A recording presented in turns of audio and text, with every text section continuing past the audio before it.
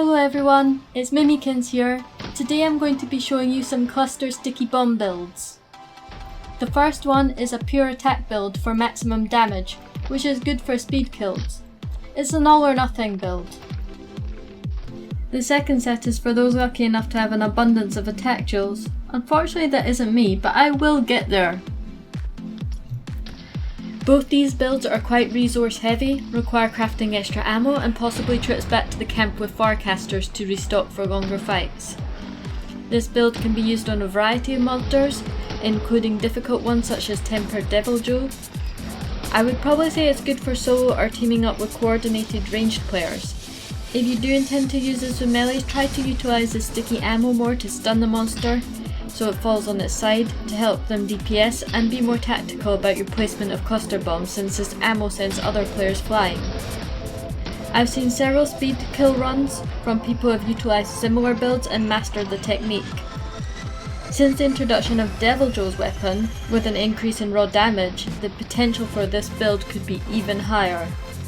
In the description I've linked 2 good examples of cluster builds being used for speedruns so you can see just how powerful this build is in the right hands. The gun I'm using is the same for both builds. It's Devil Joe's gun, the Dark Devourer. It's got nice raw damage. Minus Affinity doesn't matter for this type of build because explosive ammo doesn't crit anyway. For gun mods I've gone with full recoil suppression to minimise my time between attacks. I do love my shield mod, but since I'm using cluster bombs it makes it hard for me to block anyway, so I feel a third recoil has a little bit more of an edge. Augments, I've gone with HP and attack. Some people prefer a double attack, but I like the HP because it helps me keep up peak performance as well as keeping me alive as well, which is kind of important. I thought I'd show you guys this build on a harder target, Tempered Devil Joe. It's a little more exciting than the training room pillar. I'm showing a little video on how I like to set up. It makes it a little safer, and sleeping at first guarantees he won't change room after you've used items.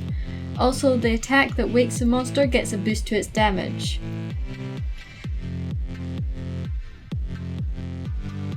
So I'm just going to show some of the damage with the cluster bomb, as well as the sticky ammo. The sticky ammo should be aimed at the head to stun the monster so he falls on his side. This creates opportunities for reloading, crafting, or a bit of breathing space.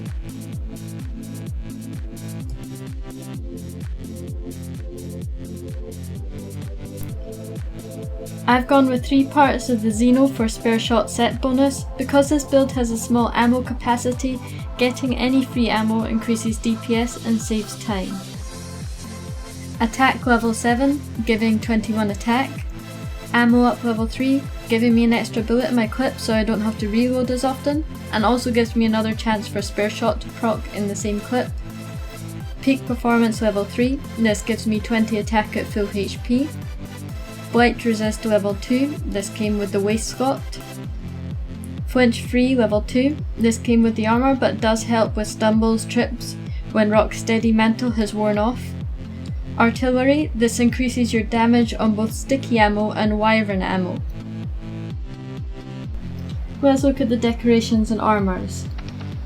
I've got Xenojiva Head B with peak performance, Dobermail V with peak performance again, Xenojiva Claws with ammo up, Xenojiva Spine with peak performance and attack, Kern Leg Guards with attack and artillery, and an attack charm. If you've been lucky on attack jewels and have 4 of them, you can change the head to Call of Tara Fury B, and the body to Xeno. This will not only give you an extra slot, but it will also give you level 1 Agitator, which gives an attack buff when the monster is enraged. Monster Hunter can be quite stingy on giving out those rare jewels.